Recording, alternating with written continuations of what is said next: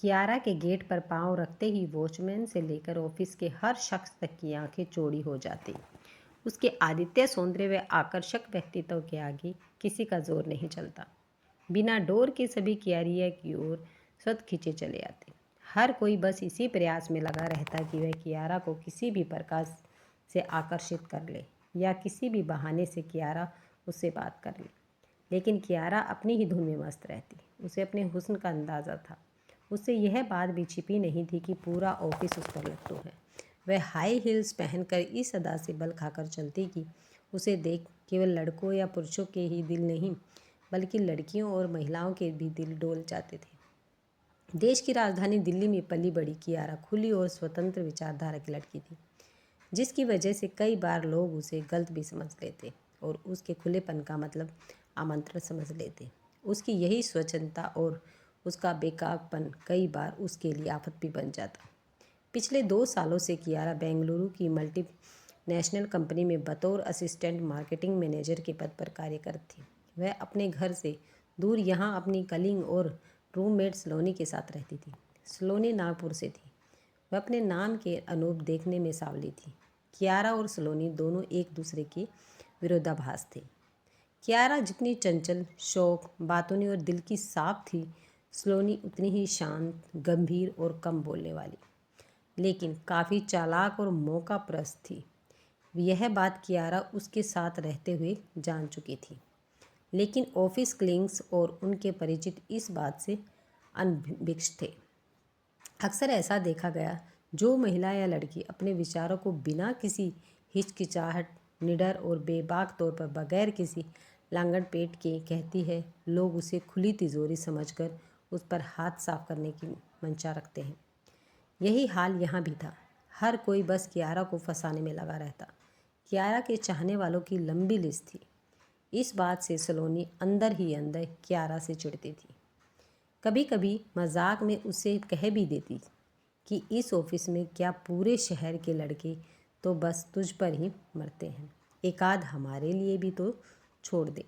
कियारा जानती थी कि सलोनी यह बात मजाक में नहीं कह रही, यह उसके अंदर का दर्द है जिसे वह मजाक का जामा पहनाए हुए है।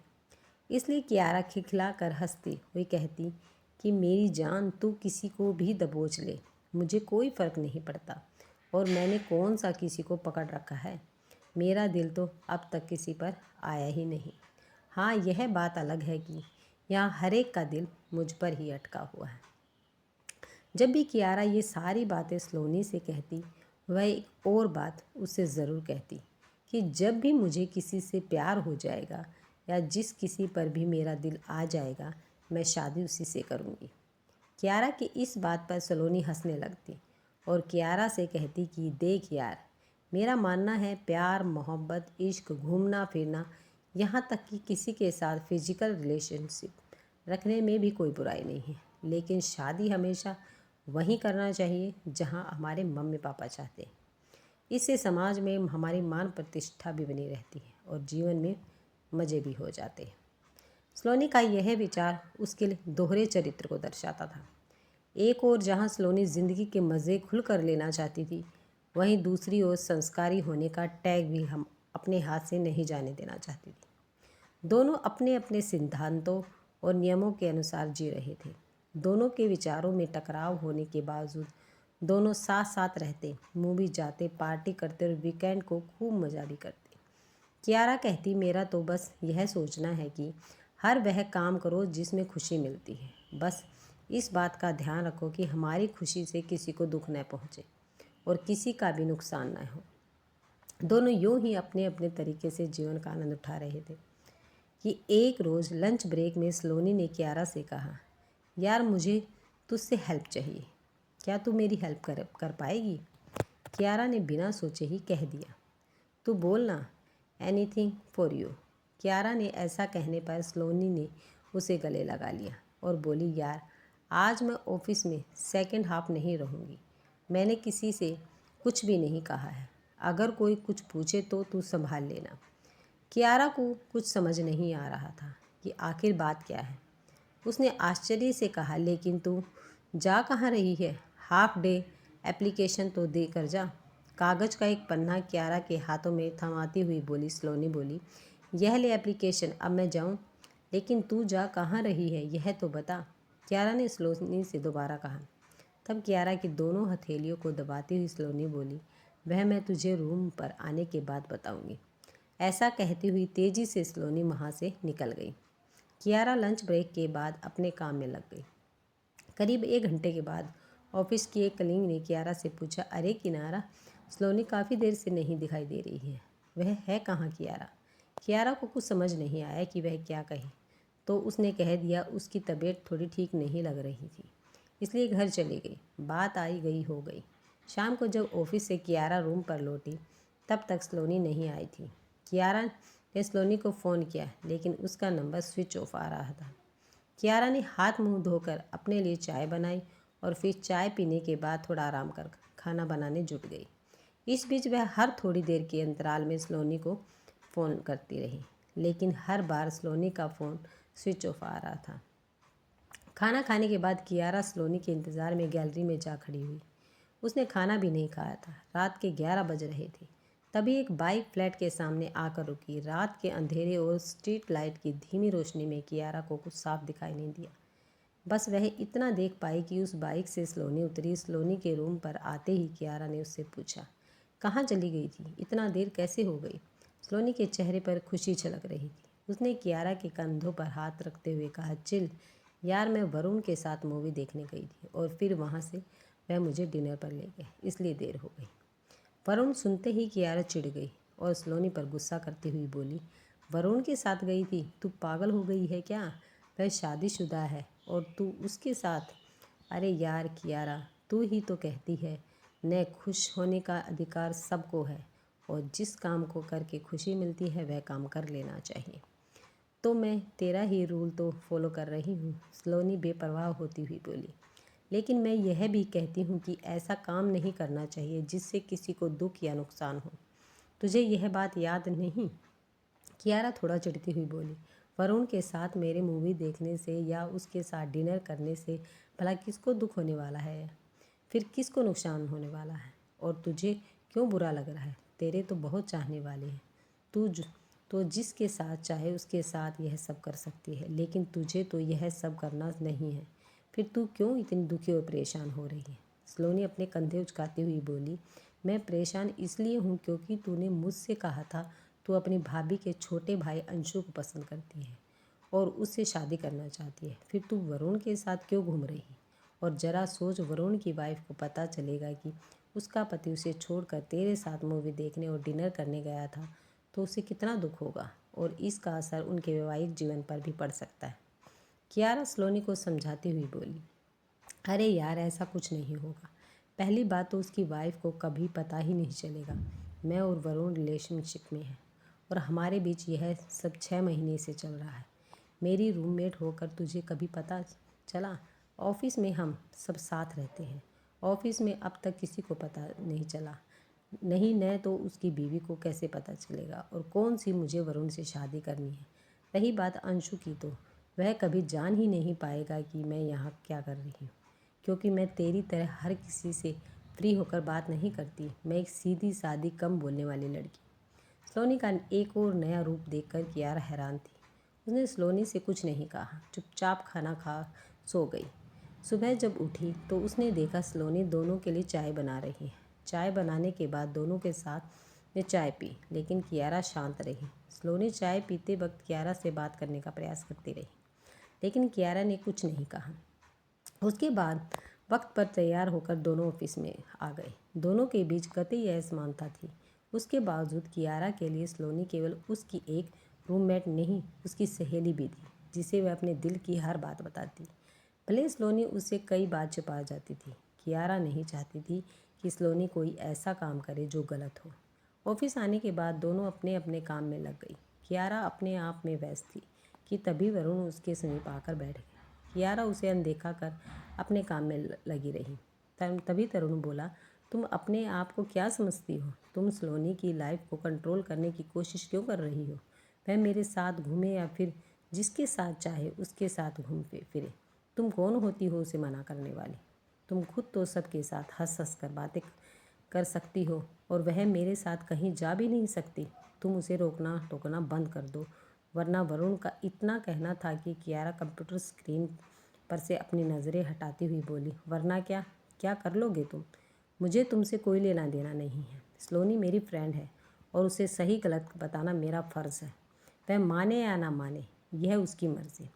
यह मेरे और उसके बीच की बात है। तुम इन बातों में मत पड़ो तो अच्छा होगा, वरना तुम मुझे अच्छी तरह से जानते हो। मैं अभी ज़ोर ज़ोर से चिल्लाकर सबको बता दूंगी कि तुम शादीशुदा होकर तुम्हारा अफेयर चल रहा है और तुम्हारे घर जाकर तुम्हारी बीवी को तुम्हारे सारे कारनामे बता दूंगी। फिर सोचो तुम्हारी साफ सुथरी सभ्य पुरुष की इमेज का क्या होगा जो तुमने इस ऑफिस और अपने घर में बना रखी है। कियारा का इतना कहना था कि वरुण के माथे पर पसीना आ गया और वह चलता बना। कियारा इन 2 सालों में इतना तो जान चुकी थी कि जो जैसा दिखता है वैसा होता नहीं। यहाँ ज़्यादातर लोगों के चेहरे पर मुखौटे होते हैं और मुखौटों के पीछे का असली चेहरा बिल्कुल अलग। वरुण के जाते ही सलोनी आ गई और कियारा से बोली, यह वरुण तेरे पास क्यों आया था? कियारा ने सलोनी को घूर कर देखा, फिर बोली, तेरे लिए। तूने कल रात हमारे बीच हुई सारी बातें उसे जो बता दी। सलोनी नज़रें चुराती हुई बोली, नहीं, ऐसी बात नहीं है। मैंने तो बस वरुण से इतना कहा कि तुम मुझसे बात नहीं कर रही हो। फिर धीरे से सलोनी बोली, कियारा सच बता, वरुण तेरे पास क्यों आया था? कहीं तेरा और वरुण का भी? कहते हुए सलोनी रुक गई। कियारा गुस्से में बोली, मैं तुझे कैसे समझाऊं कि मेरा न वरुण के साथ कोई संबंध है और न ही किसी और के साथ। हाँ, मैं मानती हूँ कि मैं सबसे हंस कर घुल मिल कर बात करती हूँ। इसका अर्थ यह कतई नहीं है कि मेरा किसी के साथ कोई संबंध है। कियारा के ऐसा कहने पर सलोनी वहाँ से चली गई और कियारा यह सोचने लगी कि आखिर लोगों की मानसिकता इतनी स्क्रीन क्यों है? क्यों हर कोई यह समझ लेता है कि जो लड़की सभी से फ्री बात करती, हंसती मुस्कुराती वह चालू ही होगी, या अवश्य ही उसका किसी के साथ कोई संबंध होगा। जो कम बोलती है, सबके सामने छुई मुई बनी रहती है, उसका किसी से कोई संबंध हो ही नहीं सकता। इसी तरह से हर दिन अपने पीछे एक नई कहानी गढ़ते हुए गुजर रही थी। हर कोई बस कियारा को पाना चाहता था, लेकिन कियारा किसी के हाथ नहीं आ रही थी और सलोनी कपड़ों की तरह अपने बॉयफ्रेंड बदल रही थी। जब भी कोई कियारा को पाने के अपने मंसूबे में नाकामयाब होता, वह कियारा को ही भला बुरा कहने लगता और उसमें कई खोट निकालने लगता, बिल्कुल वैसे ही जैसे अंगूर को न पाकर लोमड़ी कहती फिरती कि अंगूर खट्टे हैं। कियारा से संबंध जोड़ने में असफल हुए लड़के व पुरुष सलोनी को आजमाते और सलोनी उसे एक अवसर के रूप में लेती और उसका भरपूर आनंद उठाती। साथ ही साथ सलोनी हर एक के संग सारी हदें लांघने में भी पीछे नहीं रहती। अब कियारा भी सलोनी से कुछ कहना या उसे समझाना छोड़ चुकी थी, लेकिन दोनों के बीच दोस्ती अब भी बरकरार थी। अचानक एक दिन ऑफिस के किसी काम से कियारा को अपने ही विभाग के दूसरे अनुभाग में जाना पड़ा, जहां उसकी मुलाकात अनमोल नाम के एक शख्स से हुई, जिससे मिलकर कियारा को पहली बार लगा कि उस व्यक्ति ने उसे गलत नज़रों से नहीं देखा और कियारा अपना दिल उसी पल उसे दे बैठी। कियारा अपने अनुभाग में आते ही फ़ौरन सलोनी के पास जा पहुंची और उसे अपना हाल दिल व अनमोल के बारे में बताने लगी। यह सुनते ही सलोनी हंसती हुई बोली, वाह, आखिर तुझे भी प्यार हो ही गया। अनमोल और तुझे मिलाने में मैं तेरी मदद कर सकती हूँ। यह सुनते ही कियारा बोली, प्लीज़ बताना कैसे? तब सलोनी थोड़ा इतराती हुई बोली, मैं अनमोल के रूममेट को जानती हूँ। पहले वह तेरा दीवाना था और आजकल मेरा है। कियारा आश्चर्य से बोली, कौन? सलोनी मुस्कुराते हुए बोली, अजय। कियारा मुंह बनाती हुई बोली, वह अजय? हाँ, अजय। अजय और अनमोल रूममेट भी हैं और फ्रेंड भी। अनमोल से तो मैं उसके रूम में कई बार मिल चुकी हूँ। जब भी अजय से मिलने जाती हूँ अक्सर मेरी मुलाकात अनमोल से होती है और अनमोल तो तुझे भी अच्छी तरह से जानता है। यह सुनकर कियारा को थोड़ा अजीब सा लगा, क्योंकि अनमोल से बातें करते हुए उसे एक क्षण के लिए भी इस बात का एहसास नहीं हुआ कि अनमोल उसे जानता है। वह यह सोच ही रही थी कि कियारा की क्लासमेट संदीप का फ़ोन आ गया। संदीप उसका स्कूल फ्रेंड था। उसके शहर दिल्ली से था और वह भी यहाँ बेंगलुरु की ही एक ITI कंपनी में था। अक्सर संदीप वीकेंड पर या फिर जब भी फ्री होता कियारा के साथ समय स्पेंड करने आ जाता। कियारा उसके पास चली जाती। दोनों के बीच इतना अच्छा तालमेल था कि लोगों को संदेह होता है कि शायद संदीप और कियारा के बीच संबंध है। कियारा के फ़ोन रिसीव करते ही संदीप बोला, हाय किया, क्या कर रही हो? यहाँ बेंगलुरु में संदीप ही था जो कियारा को किया नाम से पुकारता था। उसके केवल कुछ खास दोस्त ही थे जो उसे किया पुकारते थे। उनमें से एक संदीप भी था। कुछ नहीं, बस ऑफिस में हूँ। आज शाम मैं फ्री हूँ। डिनर पर चलोगी? बहुत दिनों से हमने साथ डिनर नहीं किया। संदीप खुश होते हुए बोला। कियारा डिनर के लिए मना कर देना चाहती थी क्योंकि उसका मन विचलित था, लेकिन वह संदीप को दुखी नहीं करना चाहती थी, इसलिए बोली, हाँ ठीक है, कहो मुझे कहाँ आना है। अरे यार, तुम्हें कहीं आने की ज़रूरत नहीं, मैं आ जाऊँगा तुझे लेने, फिर साथ चलेंगे। संदीप आत्मीयता और अपना पूरा हक जताते हुए बोला। ओके, आई विल वेट, कहकर कियारा ने फ़ोन रख दिया। कियारा के फ़ोन रखते ही सलोनी शरारती अंदाज में मुस्कुराती हुई बोली। संदीप का फ़ोन था। कियारा के हाँ करने पर सलोनी उसे छेड़ती हुई बोली, क्या बात है, कहाँ चलने को कह रहा है हीरो? तेरी तो ऐश है यार, संदीप जैसा हैंडसम लड़का भी तुझ पर ही मरता है और मुझसे ठीक से बात भी नहीं करता। ऐसी कोई बात नहीं है, we are just a good friend, तू भी साथ चलना, मज़ा आएगा। 1.5 साल पहले जब सलोनी संदीप से मिली थी, तब से वह संदीप को आकर्षित करने का प्रयास कर रही थी, लेकिन विफल ही रही। उसे इस बात से बहुत चिढ़ है कि संदीप का ध्यान केवल कियारा की ओर ही रहता है, लेकिन उसने कभी कियारा को इस बात का आभास नहीं होने दिया। ठीक है, तू कह रही है तो मैं भी चलती हूँ, वरना संदीप के साथ कहीं जाना मुझे पसंद नहीं। सलोनी के ऐसा कहने पर कियारा ने कोई जवाब नहीं दिया और फिर दोनों अपने अपने काम में लग गए। शाम को ऑफिस से लौटने के बाद कियारा डिनर पर जाने के लिए तैयार होने लगी। तभी उसने देखा सलोनी हेडफोन लगाकर शांत बैठी हुई है। यह देख कियारा ने कहा, अरे संदीप आने ही वाला है, तू रेडी कब होगी? नहीं, मैं नहीं चल रही, मेरा मन नहीं कर रहा, तुम जाओ, मेरी वजह से तुम अपना प्रोग्राम ड्रॉप मत करो। सलोनी गंभीर होती हुई बोली, क्या हुआ, कुछ है तो बता ना, मैं संदीप को डिनर के लिए मना कर दूंगी। कियारा बोली, अरे कुछ नहीं, तू जाना, आई विल मैनेज। सलोनी के ऐसा कहने पर कियारा अकेली ही संदीप के साथ डिनर पर चली गई। जब वह डिनर से लौटी तो उसने देखा सलोनी काफ़ी खुश लग रही थी। कियारा को कुछ समझ नहीं आया कि आखिर इन 2 घंटों में ऐसी क्या बात हो गई जो शांत उदास सलोनी अचानक इतनी खुश लग रही है।